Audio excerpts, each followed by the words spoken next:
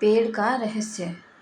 शहर के बाहरी हिस्से में मल्टीनेशनल कंपनी में काम करने वाले एक सेल्स मैनेजर अपनी पत्नी और दो बच्चों के साथ रहते थे। वह रोज़ सुबह काम पर निकल जाते और देर शाम को घर लौटते। एक बार कुछ चोरों ने मैनेजर के घर में चोरी करने का मन बनाया। चोरी करने के 2-4 दिन पहले से ही वे उनके घर के आसपास चक्कर लगाने लगे और उनकी गतिविधियों पर नज़र रखने लगे। एक दिन चोरों ने एक अजीब सी चीज़ देखी। मैनेजर साहब जब शाम को लौटे तो वह घर में घुसने से पहले बगीचे में लगे आम के पेड़ के पास जाकर खड़े हो गए। उसके बाद उन्होंने अपने बैग में से एक-एक करके कुछ निकाला और पेड़ में कहीं डाल दिया। चूँकि उनकी पीठ चोरों की तरफ थी, इसलिए वो ठीक से देख नहीं पाए कि आखिर मैनेजर ने क्या निकाला और कहाँ डाला।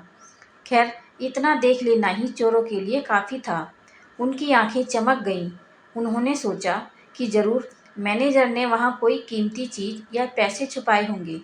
मैनेजर के अंदर जाते ही चोर थोड़ा और अंधेरा होने का इंतज़ार करने लगे और जब उन्हें तसल्ली हो गई कि मैनेजर साहब खा पीकर सो गए हैं, तो वे धीरे से बाउंड्री कूदकर उनके घर में दाखिल हुए। बिना समय गंवाए वे आम के पेड़ के पास गए और मैनेजर साहब की छिपाई चीज़ ढूंढने लगे। चोर हैरान थे। बहुत खोजने पर भी उन्हें वहाँ कुछ भी नज़र नहीं आ रहा था।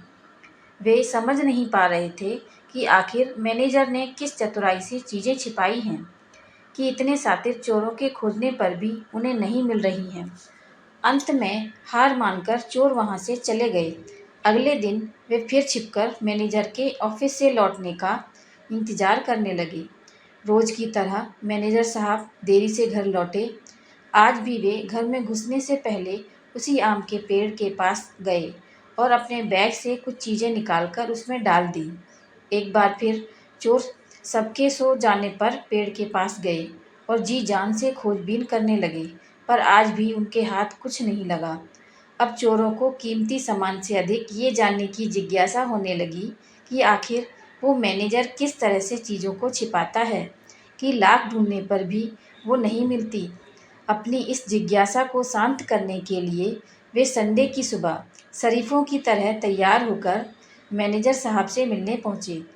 उनका लीडर बोला, सर देखिए, बुरा मत मानिएगा, दरअसल हम लोग चोर हैं।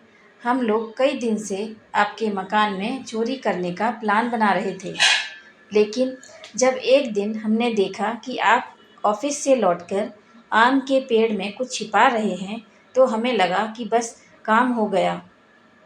हम आराम से आपकी छुपाई चीज़ लेकर गायब हो जाएंगे और चोरी का माल आपस में बांट लेंगे। पर पिछली 2 रात से हम सोए नहीं और सारी कोशिशें करके देख लीं कि वो चीज़ें हमें मिल जाएं, पर अब हम हार मान चुके हैं। कृपया आप ही हमें इस पेड़ का रहस्य बता दें। उनकी बात सुनकर मैनेजर साहब ज़ोर से हंसे और बोले, अरे भाई, मैं वहाँ कुछ नहीं छिपाता। फिर आप रोज़ शाम को बैग से निकालकर वहाँ क्या डालते हैं? लीडर ने आश्चर्य से पूछा। देखो, मैनेजर साहब गंभीर होते हुए बोले, मैं एक प्राइवेट जॉब में हूँ, वो भी सेल्स की। मेरे काम में इतना प्रेशर होता है, इतनी स्ट्रेस होती है कि तुम लोग उसका अंदाज़ा भी नहीं लगा सकते। रोज़ किसी नाराज़ कस्टमर के ताने सहने पड़ते हैं। रोज़ सेल्स टारगेट को लेकर बॉस क्लास लगाता है। रोज़ ऑफिस पॉलिटिक्स के कारण दिमाग खराब होता है। मैं नहीं चाहता कि इन सब नेगेटिव बातों का असर मेरे बच्चों और परिवार पर पड़े।